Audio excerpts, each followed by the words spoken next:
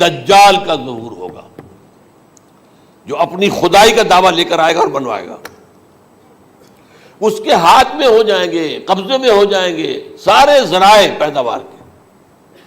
اس کی طرف بھی پہلا قدم اٹھ چکا ہو، ٹرپس کے نام سے معاہدہ ہو چکا ہے. کوئی ملک اپنا بیج پیدا نہیں کر سکتا. یہ بیج ہم نے ڈیولپ کیے ہیں.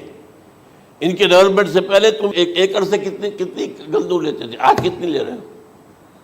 کس بنا پر؟ جینیٹکس کا جو کام ہم نے کیا ہے اس کی بنا پر ہو رہا. ہاں تو ہمارا حق ہے، اس کی رائلٹی ہمارے پاس آنی چاہیے. لہذا صرف ان اداروں سے، ملٹی نیشنل سے خریدا جائے گا بیج، اور بیج بھی وہ دیں گے وہ کہ جس سے جو فصل اگے گی وہ بیج نہیں لا سکتی، وہ بیج کا کام نہیں کر سکتی. جیسے آپ کو معلوم ہے کہ آپ کے ہاں جو گوشت کھایا جاتا ہے مرغے کا، تو مرغا وہ جو ہے اس میں مرغا ہو یا مرغی ہو، اس کے اندر کوئی وہ کیفیت ہی نہیں ہے. ان کے انڈے جو ہے ان سے آپ بچے حاصل نہیں کر سکتے. ہے تو انڈا، دیکھنے کو تو انڈا ہے، لیکن وہ بنڈا جو ہے اس سے بچہ تو نہیں حاصل کر سکتے. ایسے ہی وہ گندم کا بیج دیں گے، نظر آئے گی گندم، لیکن اس کے اندر وہ صلاحیت نہیں ہے کہ اس سے جو فصل اگے گی اس کا نتیجہ جو ہے وہ بھی آپ لے سکیں. یہ ہونا ہے، اللہ جانے. قدم اٹھ رہے ہیں ادھر. پھر یہ ہے کہ دابۃ الارض، زمین سے ایک حیوان نمودار ہوگا، زمین شق ہوگی. ابھی میں کہہ رہا ہوں خرق عادت ہے، یہ چیزیں وہ نہیں ہیں جو ہماری کسی حساب کتاب میں جو باتیں پہلے آئی ہیں وہ تو حساب کتاب میں آ رہی ہیں، ساری سمجھ میں آ رہی ہیں، ساری چیزیں مشاہدہ ان کا ہو رہا ہے. لیکن یہ ہے کہ دابۃ الارض، یہ کہتے ہیں کہ کوہ صفا، اس میں تو نہیں ہے حدیث میں، کوہ صفا پھٹے گا اور اس میں سے ایک حیوان دابہ وہ ظاہر ہوگا. تو اسی لیے فرمایا ہے وَإِذَا وَقَعَ الْقَوْلُ عَلَيْهِمْ أَخْرَجْنَا لَهُمْ دَابَّةً مِّنَ الْأَرْضِ تُكَلِّمُهُمْ. تو ہم اندر سے پیٹ کے چیر کر زمین کے پیٹ کو ایک حیوان کو برآمد کریں گے جو انسانوں سے بات کرے گا، گفتگو کرے گا. نمبر 4 طلوع الشمس من المغرب، یہ بھی خرق عادت. سورج تو طلوع ہوتا ہے مشرق سے، غروب ہوتا ہے مغرب میں، لیکن اس وقت معاملہ الٹا ہو جائے. یعنی جو کائنات کے اندر جو گڑبڑ ہوگی کچھ سمجھ میں بات آتی ہے کہ یہ معاملہ جو ہے یہ تو اس پورے سولر سسٹم کو اگر بدل دیتے ہیں تو مشرق مغرب ہو جانا، مغرب مشرق ہو جانا، یہ سمجھ میں آنے والی بات ہے. اس کے بعد ہے عیسیٰ ابن مریم کا نزول، جس کے بارے میں آج میں نے گفتگو کی ہے تفصیل سے. یہ نزول ہونا ہے، یہ علامات قیامت میں سے حضور نے بیان فرمایا ہے، اور قرآن مجید کی جو اصطلاحات ہیں اس کے حوالے سے میں نص قطعی جو ہے وہ میں آپ کے سامنے رکھ چکا ہوں. پھر یاجوج ماجوج کا ایک معاملہ ہے، یہ میں ابھی اس وقت زیادہ اس پر بات نہیں کر سکتا. حضرت عیسیٰ علیہ السلام کے نزول کے بعد 2 کام ہو گئے. یہودیوں کا قلع قمع ختم، تمام یہودی. ایک کام تو یہ ہونا ہے، اور نمبر 2 عیسائیت کا ختم ہو جانا. عیسائیت کی نفی کر دیں گے، بھائی میں تم مجھے خدا کا بیٹا بنائے بیٹھے ہو، میں تم خدا کا بیٹا نہیں ہوں، میں تو اس کا بندہ ہوں، رسول ہوں. میں نے تم سے کب کہا تھا کہ مجھے خدا کا بیٹا بناؤ. نمبر 2 یہ کہ وہ خنزیر کو قتل کر دیں گے، یعنی یہ تم نے خنزیر کب سے کھانا شروع کر دیا؟ میں تو تم کو نکاح اجازت دے کر گیا تھا، یہ تو شریعت موسوی میں حرام تھا، اور میں کہہ کر گیا تھا کہ یہی شریعت تم پر لاگو رہے گی. ہاؤ کم تم نے کیسے لی؟ آج بھی بہت سے رومن کیتھولکس جو ہے وہ سور نہیں کھاتے، وہ اس میں ہے ان کے اندر کچھ نہ کچھ بعض جو ہے جو حضرت عیسیٰ کی تعلیمات کا کچھ اثر ان کے ہاں ہے. میں تو ایک مرتبہ، یہ 1971 کی بات ہے، 4-5 دن کے لیے برسلز میں رکا تھا، اس لیے کہ وہاں مجھے ایک صاحب نے خط لکھا تھا کہ وہاں ایک نوجوان ہے، ابھی اس ایمان لایا ہے، اور اس کے کچھ مسائل ہیں، ہم کوشش کر رہے ہیں ان کے مسائل حل کریں، آپ بھی جا رہے ہیں. میں انگلینڈ جا رہا تھا تو واپسی پر آپ ان کے یہاں چند دن ٹھہرے. میں حیران ہوا. ویسے اس نے مجھے اپنے گھر ٹھہرایا نہیں، اس لیے کہ ماں باپ تو اس کے کرسچن تھے، اور پولیس کا چیف آفیسر اس کا باپ تھا، چیف آف پولیس فورس. اس نے مجھ سے 1 دن کھانے پہ بلایا، میں ہوٹل میں ٹھہرایا مجھے. اس نے کہا آپ اطمینان سے یہاں کھانا کھائیں، اس گھر میں نہ آج تک کوئی شراب کی بوند آئی ہے اور نہ ہی کوئی بوٹی آئی ہے سور کی. Roman Catholics.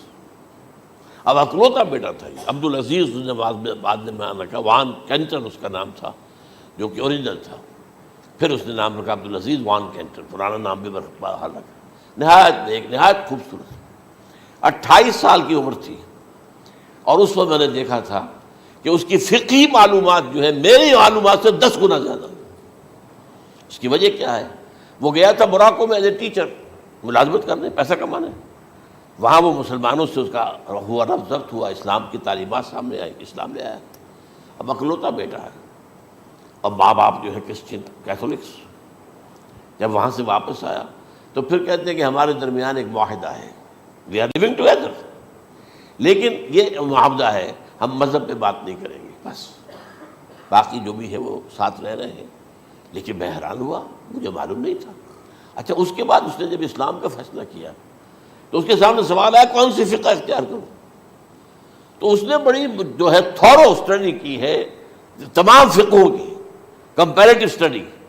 ان کو کرنے کے بعد پھر فائنل فیصلہ اس کا یہ تھا کہ حنبلی فقہ میں اختیار کروں. چاروں فقہوں میں سب سے لیٹسٹ حنبلی ہے، یعنی حنفی نمبر 1، پھر مالکی نمبر 2، پھر اس کے بعد شافعی نمبر 3، پھر یہ امام احمد ابن حنبل ہے. اور امام احمد ابن حنبل کے زمانے تک احادیث بہت بڑے پیمانے پر جمع ہو چکی تھی، جبکہ ابھی حضرت امام ابو حنیفہ کے زمانے میں کوئی اتنا زیادہ جو ہے حدیث کا ابھی ذخیرہ نہیں بنا تھا. اسی پر تو لوگ حیران ہوتے ہیں کہ زیادہ حدیث امام ابو حنیفہ کے علم میں نہیں تھی، لیکن مجال ہے کہ ان کا کوئی فتویٰ جو ہے کتاب و حدیث کے، کتاب اور سنت کے خلاف ہو. اگرچہ انہوں نے صاف کہا کہ اگر تم پاؤ کوئی ایسی سچی حدیث، پختہ حدیث جو میری کسی رائے کے خلاف ہو تو میری رائے کو دیوار پر دے مارنا اور اس صحیح حدیث کی پیروی کرنا. لیکن ویسے اس کے بعد یہ کمال یہ ہے کہ بہت ہی کوئی شاذ معاملہ ہے کہ جس میں ان کا کوئی فتویٰ وہ کتاب و سنت کے منافی ہو یا سنت کے منافی ہو. کتاب پہ تو سوال پیدا نہیں ہوتا، کتاب تو ساری ان کے سامنے موجود تھی. اس کے بعد یہ ہے کہ یاجوج ماجوج، اصل میں بتا رہا تھا آپ کو کہ جب عیسائیت بھی ختم ہو گئی، یہود ویسے ختم ہو گئے، استیصال ہو گیا، جڑ کٹ گئی. اب عیسائیت گویا کہ اسلام میں ضم ہو گئی. عیسائیت مذہب ختم، یہودی خود ختم. اب یہ طاقت کتنی ہو جائے گی؟ تقریباً 2/3 دنیا آ گئی. تمام اب عیسائی 2 ارب کے قریب ہیں، 1 ارب 90 لاکھ 90 کروڑ ہوں گے، یا مسلمان بھی 1 کروڑ 50-60 لاکھ ہیں. دونوں کو جوڑ لیجیے کتنے ہو گئے؟ 6 ارب کل آبادی ہے. لیکن اس کے بعد آتا ہے یاجوج ماجوج کا خروج. یہ یاجوج ماجوج میرے نزدیک چائنا اور رشیا ہے.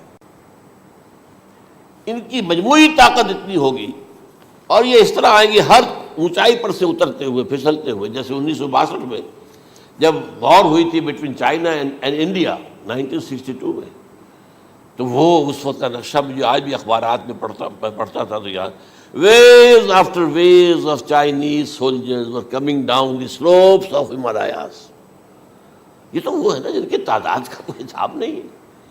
اور رشیا اور یہ مل کر جو ہے، میرا اندازہ یہ ہے کہ جب پہلے ملحمۃ العظمیٰ ہوگی وہ عیسائیوں اور مسلمانوں کے درمیان، اس وقت یہ دونوں پاورز نیوٹرل رہے گی. لیکن غالباً یہ بات طے کر لیں گی کہ ویپنز آف ورلڈ جو ہے ماس ڈسٹرکشن، یہ استعمال مت کرنا. اگر یہ ویپنز آف ماس ڈسٹرکشن استعمال کرو گے تو ہم میدان میں آ جائیں گے. اس میں وہ جنگ جب ہو چکے گی، پھر حضرت عیسیٰ کو فتح حاصل ہو جائے گی، اور پھر یہ کہ یہودیت ختم ہو جائے گی، عیسائیت بطور مذہب ختم ہو کر اسلام میں ضم ہو جائے گا. پھر وہ 40 برس کا عہد حکومت ہے حضرت عیسیٰ علیہ السلام. لیکن جب یہ فتح ہو جائے گی ان پر، اب یاجوج ماجوج آئیں گے اور اتنی تعداد میں آئیں گے کہ بحیرہ طبریہ جو ہے اس کا سارا پانی پی جائیں گے. یہ تو اگر آپ کو کبھی اندازہ ہو یا کوئی آپ جانیں ان لوگوں کو جو ان چینیوں سے واقف ہیں، وہ کہتے ہیں زمین پر ہلتی ہوئی کوئی چیزوں سے وہ چوری چھوڑ کے کھا جائیں گے. جہاں وہ جاتے ہیں ایز اے لیبرر، وہاں کے جو سارے کتے ہیں ختم، ساری بلیاں ختم، ہر شے، وہ جو سانپ کھاتے ہیں، ہر چیز کھاتے ہیں. اور یہ تمام ایسٹرن کنٹریز کے اندر ہوتا ہے. بڑی ڈیلیشس ڈشز ہیں یہ سانپ وغیرہ وغیرہ. اور یہ جس طرح کھا جائے، پانی پی، ایک قطرہ نہیں رہے گا اس پر.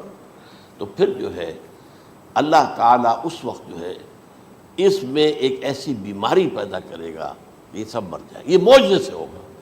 یعنی ان کے اوپر فتح جو ہے وہ عام لڑائی کے ذریعے سے نہیں ہوگی، بلکہ اس کے اوپر فتح جو ہوگی وہ اللہ تعالیٰ سب ہو جائے، ایک بیماری پیدا ہوگی سب مر جائے گا، اور اس کے بعد اللہ تعالیٰ ایسے پرندے بھیجے گا بڑی لمبی لمبی گردنوں والے، وہ ان سب کو کھا جائیں گے، جیسے ہمارے ہاں گدھ ہوتے ہیں وہ ان کو صاف کر دیں گے۔ ورنہ تو یہ ہے کہ پوری دنیا کے اندر جو بدبو اور جو پیدا ہوتا معاملہ اس سے، تو اس نوع انسانی کی بقا ممکن نہیں تھی۔ ان کے خاتمے کے بعد پھر یہ ہوگا کہ حکومت اسلامی جو ہے پوری دنیا میں حضرت مسیح علیہ السلام کی ہوگی، 45 برس وہ رہیں گے، اسی میں وہ کہلن بھی آ جائے گا، وہ فی المہد و کہلن جو میں نے شروع میں بیان کیا تھا، اسی میں پھر یہ ہے کہ وہ شادی بھی کریں گے، ان کی اولاد بھی ہوگی، اور پھر ان کا انتقال ہوگا تو حضرت حضور صلی اللہ علیہ وسلم کے حجرے میں، وہیں پر جہاں حضور اور ابو بکر اور عمر رضی اللہ تعالیٰ عنہم دفن ہیں، وہیں پہ ان کو دفن کیا جائے گا، اور قیامت کے دن حضور فرماتے ہیں کہ میں اور یہ تینوں ساتھ نکلیں گے۔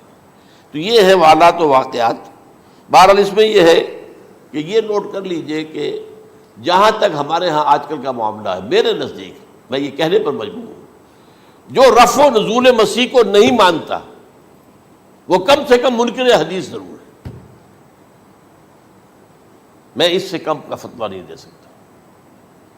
اب یہ ہے کہ جو لوگ مہدی کو نہیں مانتے ان کا معاملہ میں مختلف سمجھتا ہوں، چند منٹ لے رہا ہوں آپ کے، اور اس لیے کہ ان کی حدیثیں صحیحین میں نہیں ہیں، بخاری مسلم میں نہیں، اور یہ کہ بہرحال ان کا معاملہ جو ہے وہ ایسا نہیں ہے حضرت عیسیٰ کا۔ حضرت عیسیٰ کے آنے کا جو کچھ ہوگا وہ تو میں نے آپ کے سامنے بیان کر دیا، لیکن یہ ہے کہ حضرت مہدی ہمارے نزدیک اس میں خرق عادت کوئی ہے ہی نہیں، جیسے ہر صدی کے مجدد ہوتے ہیں، آخری صدی کے مجدد وہ ہوں گے، اور میرے نزدیک یہی آخری صدی ہے، اور اسی میں حضرت مہدی کا ظہور ہو جانا۔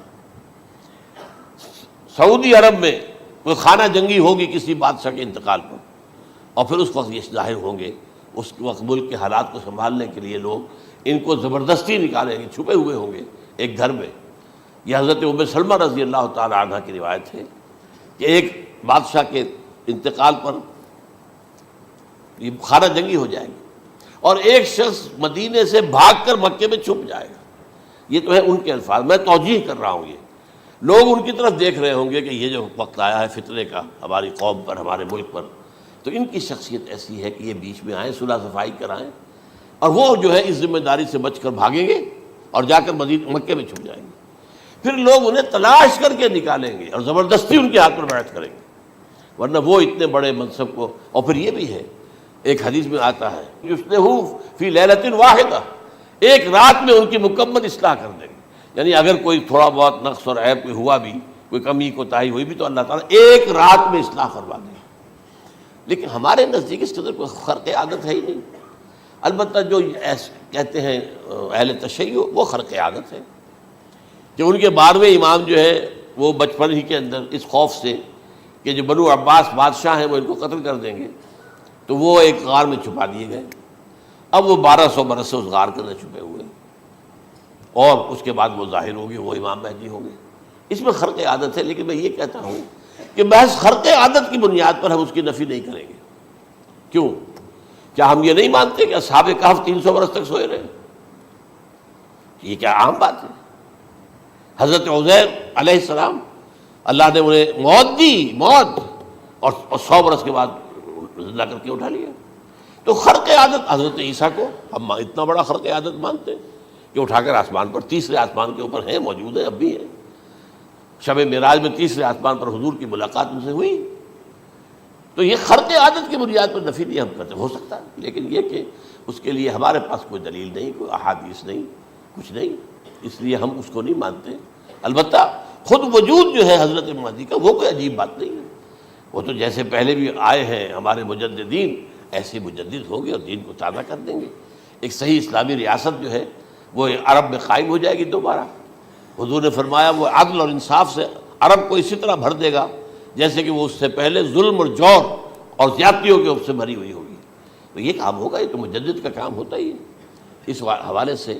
لیکن بہرحال میں نے پھر بھی کہا کہ اگر احادیث کی کمزوری کی وجہ سے کہ صحیح عین میں نہیں ہے، اگر کوئی شخص انکار کرے تو مجھے کوئی اعتراض نہیں ہے، ٹھیک ہے، لیکن جو حضرت عیسیٰ کے نفع سماوی اور حضرت عیسیٰ کے نزول کا انکار کرتا ہے وہ کم سے کم